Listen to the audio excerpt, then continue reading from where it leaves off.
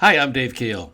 Welcome to this Christian Business Insights podcast show where my goal is to provide you with practical, actionable ideas to help you create businesses and careers of excellence and at the same time multiply your influence for the kingdom.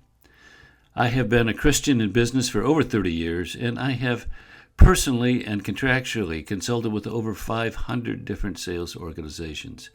So in these podcasts, I combine the lessons that I have learned with an out-of-the-box experience and perspective on Christianity that you will find challenging. And we put that together to provide you with practical insights and ideas that you can use to live better and lead better. Hi, this is Dave. Often in these shows we examine the impact of spirituality in the marketplace, and other times we just focus on best practices for good businesses, no matter what they are. And today's show is in the latter category. We're going to be talking about something that can impact businesses regardless of their. Hi, this is Dave. Hey, we got a special guest today, a gentleman all the way from Central Europe. Matt Sucha is here to really help us understand some aspects of consumer psychology. I think we're going to have something everybody can use. So, Matt, will you introduce yourself to us, please?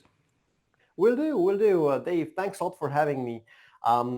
Very briefly, so my story started some 15 years ago with a book, and Mm-hmm. that book was called Predictably Irrational. Mm-hmm. It's many of your listeners might know the name Dan Ariely, so probably the biggest name from the field of behavioral economics. And when I finished the book, I was in love. I was in love with the topic of consumer psychology and behavioral economics. Mm-hmm. I was on a completely different trajectory to become a mathematician. But this book changed my life. And then a few years in, I decided to quit my corporate job. And 10 years ago, I founded my company with the goal to help others leverage the insights from consumer psychology to understand their customers better and to be able to sell, communicate, and do marketing in a much more effective way. And that's what me and my team have been doing since 2015.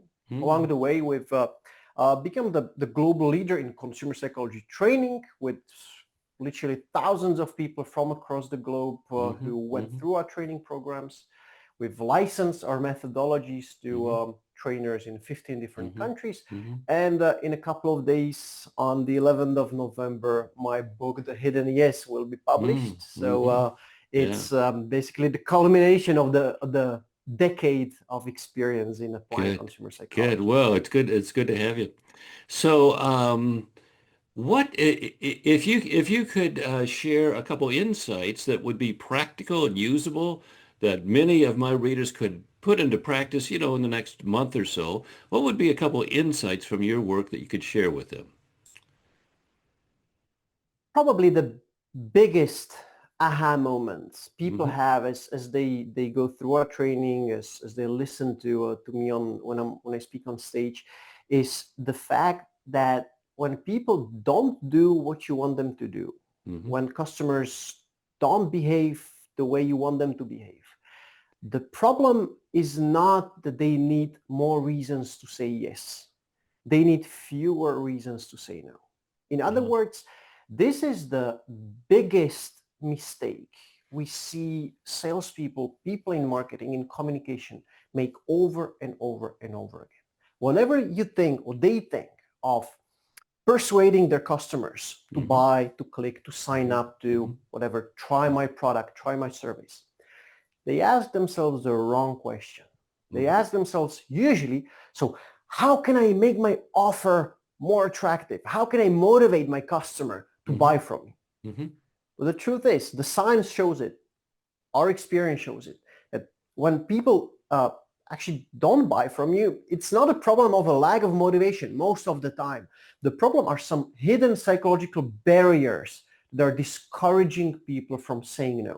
Mm-hmm. And that's why kind of our mantra, the very first thing we teach our clients is ask yourself the question, why not? Mm-hmm. Why isn't the Mm-hmm. customer doing what you want them to do? I can give you a couple of examples if you want, so Please that do. Yeah, we're please do. really tangible. We usually, and also in my book, I talk about 4 probably most detrimental psychological barriers. And one of them is uncertainty. Okay. Because the most of the time when a customer says no, it's because somewhere along the way, there is an uncertainty, there is a worry, there is a misunderstanding you did not address. Okay. From our experience, uncertainty is the biggest sales and conversion killer. Okay. I'll give you a very specific example of a specific case study we worked on. So this was an insurance company. They approached us and they asked us, could you please help us tweak our campaign to our existing customer base where we want to give them free travel insurance for the whole year. And we tried sending out emails and the conversion is just so low. We don't know where the problem is. It's a good product. It's for free. So we came in and obviously, if you're giving someone something for free and it's a good product, it's obviously not a problem of a lack of motivation. So we started looking for the hidden psychological barriers. And we uncovered 2. The first one was that people had the feeling they had this uncertainty that, well, why are they giving me something for free? Is it a product I can actually rely on? Or I'm better off buying a separate travel insurance when I'm about to travel, something I'll be quite sure I can rely on. So this was the first uncertainty, worry. And the second worry was, well, I will forget to cancel this free travel insurance after the free trial ends. And then it will charge me automatically for years to come.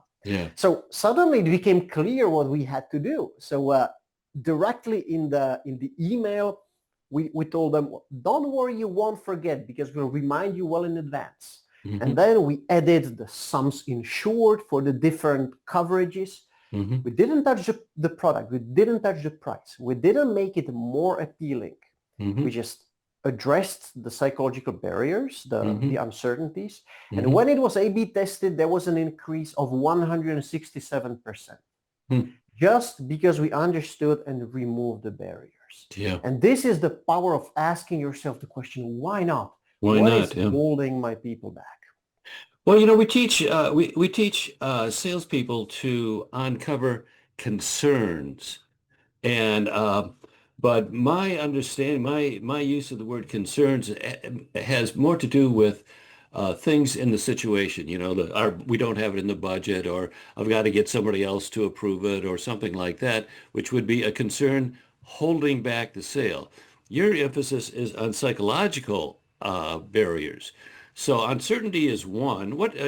So do you have another? I mean, are there 3 or 4 that are very common psychological barriers? What would be some others? Absolutely. So there are, in my opinion, 4 that people should be aware of. So uncertainty is the first one. The second one is something called psychological reactance. Whenever you feel like I'm trying to sell you something, you push back. You have the tendency to fight against it. And it's a very tricky dynamic in sales because as a salesperson, you are supposed to recommend things. You are supposed to gently nudge the customer towards the sale. So what to do, to not to trigger psychological reactance? Because there is a body of research that shows that whenever there is psychological reactance, conversions just go down and sales or the sales process gets stalled. And there are several ways how to overcome psychological reactance. Let me tell you about 2. So let's say that I have the first thing I can think of, this Rubik's Cube here on my desk. And let's imagine I'm trying to sell you this Rubik's Cube. So I'd say something like, well, Dave, based on what you told me, based on your interests and how good you are with the Rubik's Cube, I think this is by far the best option for you. And now it's at the special price. So should we go for it? So what happens? Suddenly you feel like I'm pushing you to something, and it triggers the psychological reactance. Now, if I just do the very same thing, So based on everything you told me, Dave, this Rubik's Cube is probably the best thing for you. And now it's at a special price, but of course, the choice is entirely yours. What suddenly happened? I gave the control back to you, right? So I give the recommendation, but at the end, this is called the "but you are free" effect. At the end, you just give the control back to the customer. So of course, the choice is yours. It's entirely up to you how you decide. You know? And suddenly, this small shift in communication makes the person to feel safe, to feel in control, and it doesn't trigger reactance. And another way to overcome psychological reactance, there are several, and this is a beautiful one. We had a bunch of salespeople going through our training, and one of them, he was carefully listening as when we discussed psychological reactance and something called the alternative of choice. And this was a guy who was a very experienced salesperson. He was selling water heaters or something like that, B2C. So the way that worked, so he would meet with the customer, with the prospect, he would kind of analyze their situation and then create the best offer possible so that the customer doesn't overpay, so that it fulfills all their needs. And he would always send this beautiful, perfect offer to the customer. And he had on average a long-term average conversion of 16%. So every 16 out of 100 offers actually turned into sales. What he started doing was that after the training, he decided not to send one offer, but to send two offers. So this beautiful, ideal offer. And then he also created a second offer, which was a little bit more expensive. There was maybe a higher quality device or something like that. And magic happened. Suddenly, the conversion increased from 16 to 28%. And even more surprisingly, many people went for the more expensive offer. Why? Because suddenly, if I show you two different offers, you're not deciding anymore between, do I want it or not? You're deciding between, well, is offer A or offer B better for me? And this is what you want to achieve, because suddenly it doesn't trigger this reactance. So I don't feel like I'm pushed to anything. I have my freedom to choose. So this is the second barrier, psychological reactance. And a third one. And this is, I think this is just so powerful. It's called the zone of acceptance. Very often. Zone of acceptance. The zone of acceptance. Okay. The zone of acceptance is basically all the actions, all the decisions that your customer is prepared to make at a given moment. Okay. And very often when I ask you to do something, when I'm trying to sell you something and you say no, it's not because the product is not a good fit for you. It's not because you're not the right customer for my offer. Very often it's just because the decision to buy is not yet within your zone of acceptance. So what to do now? So you're not prepared to take the next step. And one of the simplest ways to expand the zone of acceptance is basically just ask for less. And this is what we very often see when we work with salespeople. They think of selling as like a one-time endeavor. You know, where we meet and then I try to sell and you decide yes or no, and that's it. And what we're trying to do is to somehow shift their understanding of sales from this very transactional point of view to more thinking of sales in terms of a customer journey, along which you gradually expand the zone of acceptance. Let me give you an example. We worked with a telecommunications company, and again, their salespeople went through our training, and the problem they encountered very often was that you had these salespeople sitting in branches, and let's say you have a customer who walks in. The customer has a mobile plan with the company, and he just walks in and wants to solve a common issue, to pay the invoice or to ask something. But of course, the salesperson should try to use the opportunity to cross-sell. And very often, what can you cross-sell? Well, it might be a home internet plan, for instance. Very often, people already have some internet provider at home. So, well, you need to convince them to cancel their plans and to take your offer. And this was an uphill battle because so you're the customer, you come in, I solve your problem, and I ask, well, can I tell you a little bit more about our home internet plans? Well, no, thank you. I already have internet at home, and I'm quite happy with my provider. Obviously, even talking about internet at home was not within their zone of acceptance. So then we started brainstorming what smaller action could actually be within the zone of acceptance and that the customer is ready to take. That would expand the zone. And they came up with an ingenious idea, and that was they had a mobile app. So instead of going right away to talking about home internet plans, they would ask the customer, well, Dave, I could actually give you 2 gigabytes of free data, but I should activate it in your app. Do you already have our mobile app? Well, many customers would say, well, no, I don't. Well, let me download it for you and I'll activate it for you. Okay, fine, sure, let's do this. This is free data. I want free data.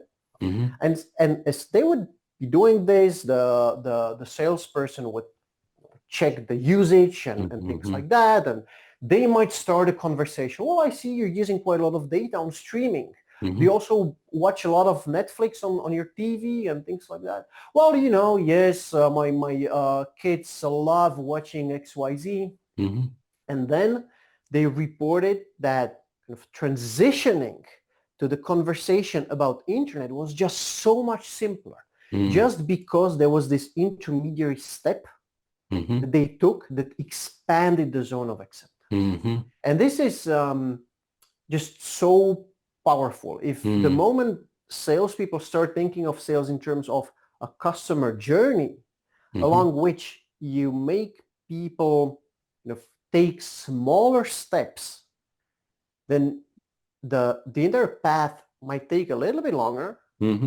but the probability that you will be successful is just so much higher. Yeah. So this is the power of psychological barriers, and first asking the question, why not?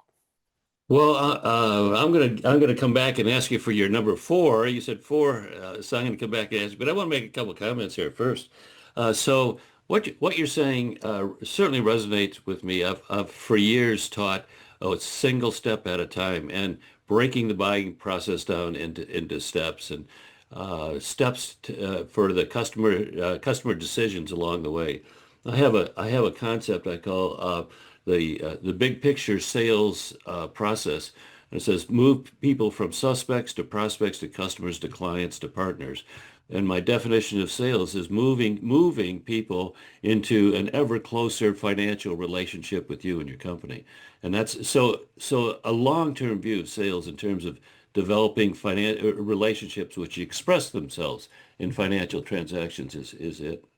And your zone of acceptance. For years, I've taught a closing technique, as I call the alternative next step. An alternative next step, and that is it's a step to keep you in the game, keep the conversation going. That is less risk for the customer, but still keeps the conversation alive. And we have examples of that. But it sounds to me very similar to your expanding the zone of acceptance in terms of ask for less. Yeah, you very specifically back up, ask for less. Yeah. Yes, yeah. Actually, the thing is that this is, in my opinion, not just a closing technique.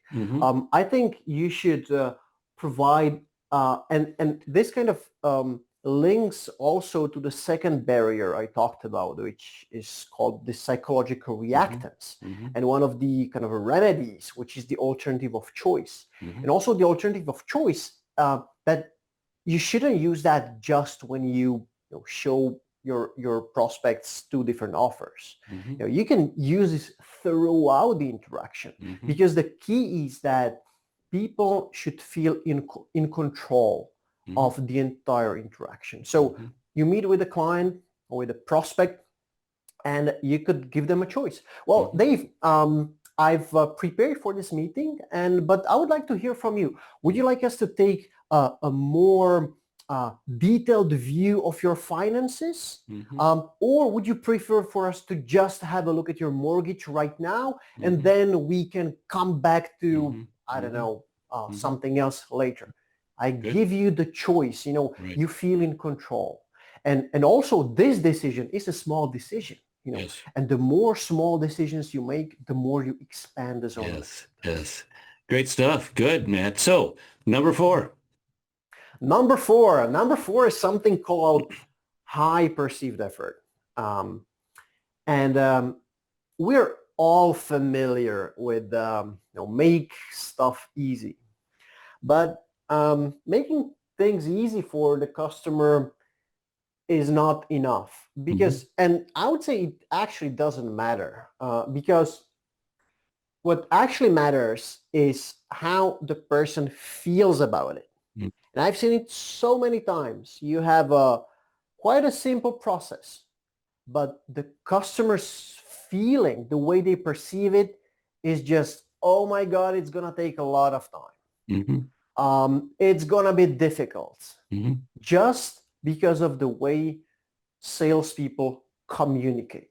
Mm-hmm. So the key is to understand that you can make people feel that a rather complicated process will be easy, but you can also ruin everything if you make them feel like a simple process will be difficult.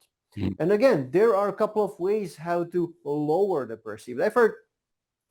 The first one is to bring structure into your communication. Mm-hmm. So if I just tell you, well, Dave, so what we will have to do now is to verify your account, then you'll have to provide 15 different pieces of information, and then we'll sign a document.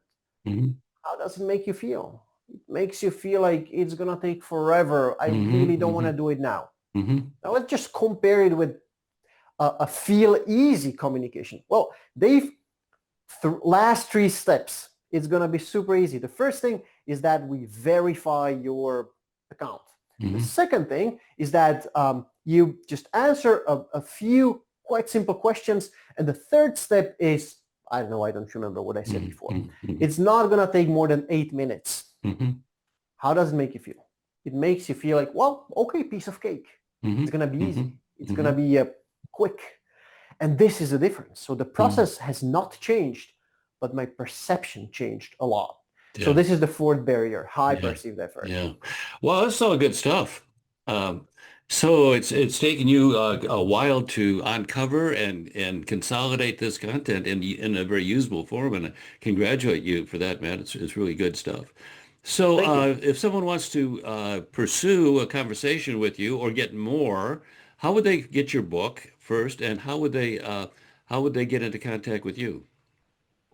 Well, the book is, by the time this podcast will be out, I guess the book will be published everywhere across the globe on Amazon. Mm-hmm. So you can get it from Amazon.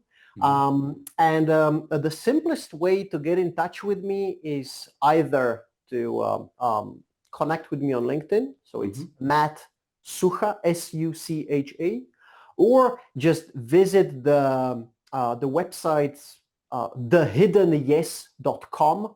That's the website for the book. You can order it there, and you can also get in touch with me. So I'll be more than happy to answer questions about consumer psychology, to direct you to more resources, to talk about anything. Yeah, all good stuff. And I'm really impressed. I think you have uncovered an area of importance for anybody trying to sell anything, business people, anybody trying to sell anything to understand the reasons why not. Good stuff. Dave, yeah, well, let me just tell you what we keep hearing from very often, sales managers with 20 years of Hmm. experience. Hmm. As they sit, training, they're like, wow, this is the first time I'm hearing actually something brand new. This gives me Hmm. a whole different Hmm. perspective of Hmm. how I should do selling. Hmm. Hmm. And that's what consumer psychology is about. It Yeah, gives you a different view of the customer, and yeah, it teaches you, it shows you tiny tweaks, easy to implement tweaks that will boost your performance much more than cutting prices or giving yeah. more benefits. Good, good. And the book is The Hidden Yes? The Hidden Yes? The hidden yes. Yeah, okay. Matt, thanks for being on the show. It's Thank you been so much great. for You having really me. you do have something new and it's very valuable and I think it'll be very useful for a lot of people. So congratulations on that. Thank you so much. All right. Hey, we are finished. That's it. Bye-bye.